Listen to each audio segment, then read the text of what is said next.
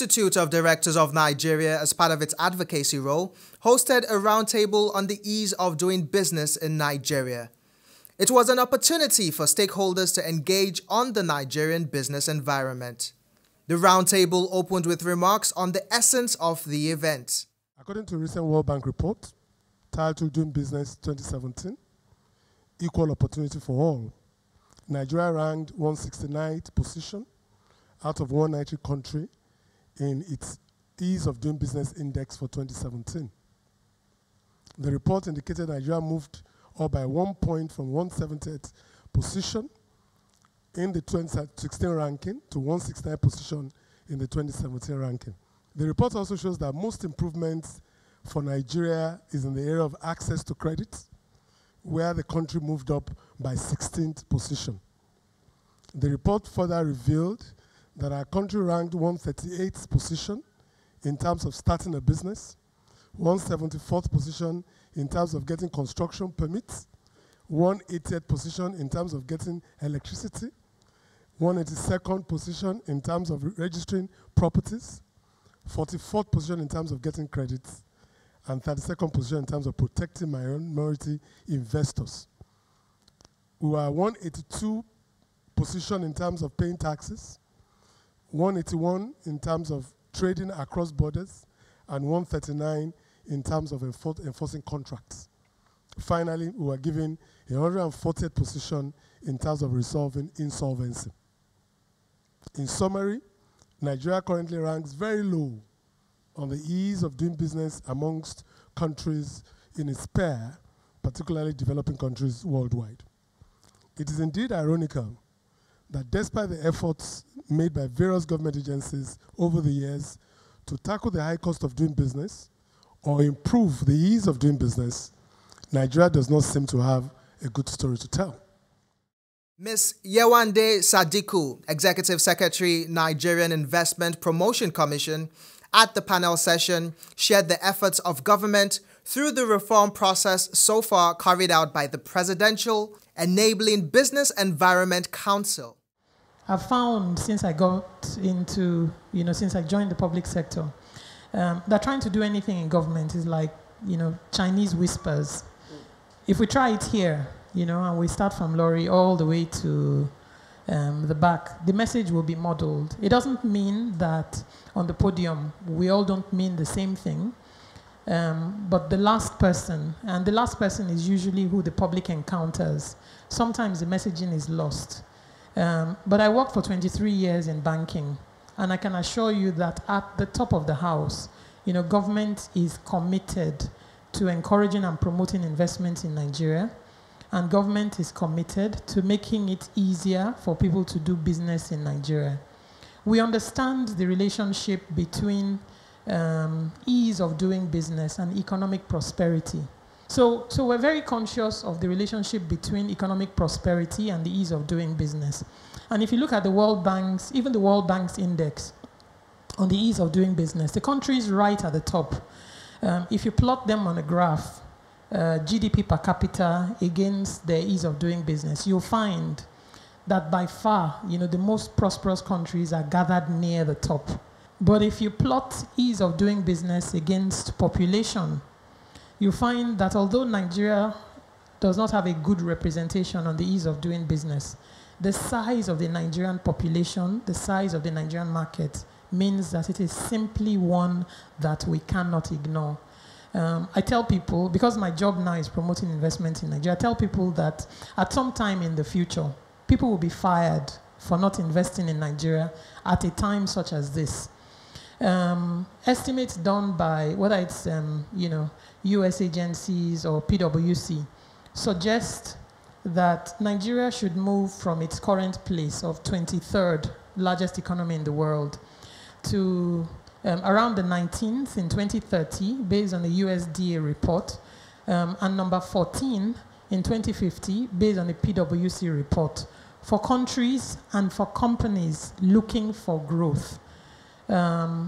You attach yourself to the economies that have the biggest prospects for growth. And Nigeria will be one of three countries that will move the most in terms of their position in large markets in the world generally. If you look at the economic prosperity of Africa, and you look at the growth that we expect to see in consumer households until 2015, then Nigeria alone will contribute about 15% of the growth that you expect to see in Africa. So we know that Nigeria is a challenging place to do business, but we also know that Nigeria is a must-invest country and one that cannot be ignored. Other distinguished panelists also gave their perspectives on the issues around doing business in Nigeria. I want to look at what I think are the key issues for us, for the private sector, for investment to grow, and for ease of doing business to improve. Number one, for me, is what I call practical philosophy. We must have a pro-business attitude from our country, our government. Yewande is in government now, and I'm happy she's speaking like a government person, which is good. You must protect and speak on behalf of your principal. But I think we lack, forget about what we write in the books or what we trumpet in opportunities when we speak. The pro-business attitude is lacking in Nigeria. If you have done business in this country, you come to the conclusion to ask yourself, are you sure you're doing the right thing? Because most of the time, where you expect to get understanding, where you expect to get empathy and support, you don't get them. And yet the person will read a paper that has been written by Yewande or somebody else who understands business and reads it to us, and we think we need to have a nation and a government that is pro-business. Everything it does must be anchored at how do we improve investment. Investment is what creates wealth, is what creates jobs, is what drives away poverty. So practical philosophy of pro-business, we need to put it somehow in the heads of our political leaders, that this country cannot survive on appropriation or money we get from oil only, that business is the better, bigger segment of the economy, private business. Number two, what I call policy issues. Our policies in Nigeria, for every businessman, every investor, we have had problems. Many times they are not properly thought through. They are not sustainable. Sometimes they are not attainable, inconsistent, not stable, and most times not globally competitive. Number three is what I call public sector receptiveness. There's poor customer relationship. It's difficult to get services from government, very difficult, the minutest of them all. And the problem is not with the leaders of government per se. It is the issue of, do we drill down these policies to the last guy who operates it? In fact, if I may refer to a study which was done a couple of years ago called the Enterprise Survey, it shows that the investment climate in Nigeria is more challenging than the medium developing country level. So what does this mean in practice? It means that manufacturing firms in Nigeria spend more time meeting regulation requirements, paying more bribes, losing more to crime or insecurity, suffering from more power outages than the medium developing country firm. All of this contributes to a lower total factor product. So the survey concludes that if Nigeria's investment climate reached the median level, just the median level of developing countries within each metric, the total factor product would be approximately 40% higher. So what I'm trying to say here is that there's a very, very concrete cost.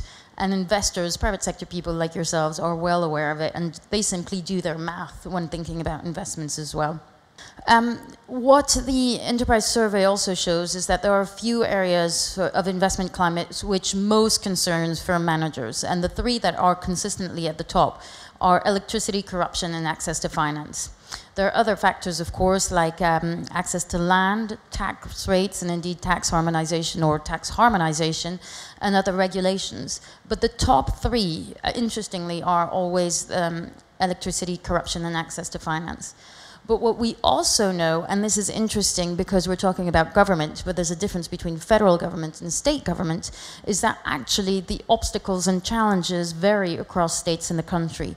So it's important to look at the role of the federal government, but also state government, and then of course private sector actors that are got to be the leading actors in this. So what we see is that electricity, reliability, and corruption are common to all regions. But then when we look at firms in northern states, they're more likely to rank political instability amongst the biggest constraints. Whereas in southern regions, firms are more concerned with tax rates and access to finance. So I think my point there is about differentiated responses in different areas. My point is also that there is no one-size-fits-all. And actually, there are some low-hanging fruits, but there are some very difficult policy decisions that have to be made, and some of them are quite sensitive, and we know this. So I think it's very important for each state to reflect on the particular needs of its states and the priorities, and to sequence them, and to have a medium-term, very strategic approach to all of this. Ms. Sadiku speaks further on the prospects of improving Nigeria's ease of doing business.